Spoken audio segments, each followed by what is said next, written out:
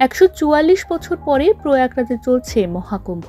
13ই জানুয়ারি থেকে শুরু হওয়া মহাকুম্ভ মেলা চলবে 26শে ফেব্রুয়ারি পর্যন্ত। ভারতীয় সংস্কৃতির সঙ্গে এদেশের অনগ্রসর বা পিছিয়ে পড়া সম্প্রদায়ের পড়ুয়াদের পরিচিত করাতে মহাকুম্ভ উপলক্ষে অভিনব উদ্যোগ নিয়েছে আরএসএস বা রাষ্ট্রীয় স্বয়ংসেবক সংঘ। আরএসএস সূত্রের খবর, মোট 8,000 পড়ুয়াকে মহাকুম্ভে নিয়ে আসা হয়েছে। এই উদ্যোগ রাষ্ট্রীয় স্বয়ংসেবক সংঘের শিক্ষা শাখা বিদ্যাভারতের। সংঘ এই কার্যক্রমের নামকরণ করেছে কুম্ভ দর্শন। সূত্রের খবর যে 8,000 পড়ুয়া সংঘের নেতৃত্বে গত বৃহস্পতিবার মহাকুম্ভে এসে পৌঁছেছে। ওরা সকলেই দলিত সম্প্রদায়ের অন্তর্গত। ওদের বয়স 10 বছরের বেশি বলে জানা গিয়েছে। এছাড়া ওদের সঙ্গে রয়েছেন বাবা মায়েরা।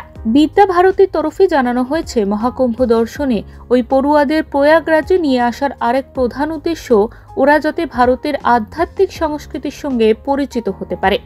সংঘের অভিযোগ, এদেশের অনগ্রসর সম্প্রদায়ের বসবাসের এলাকাগুলিতে গিয়ে খ্রিস্টান যাজকেরা অনগ্রসর সম্প্রদায়ের মানুষকে বিভ্রান্ত করে ওদের খ্রিস্টান ধর্মে দীক্ষিত করার প্রচেষ্টা চালাচ্ছে। এই প্রয়াস রুখতে এই অভিনব উদ্যোগ। কুম্ভ মেলার 9 নম্বর সেক্টরে স্থাপিত শিবিরে ওদের থাকা খাওয়ার ব্যবস্থা করা হয়েছে।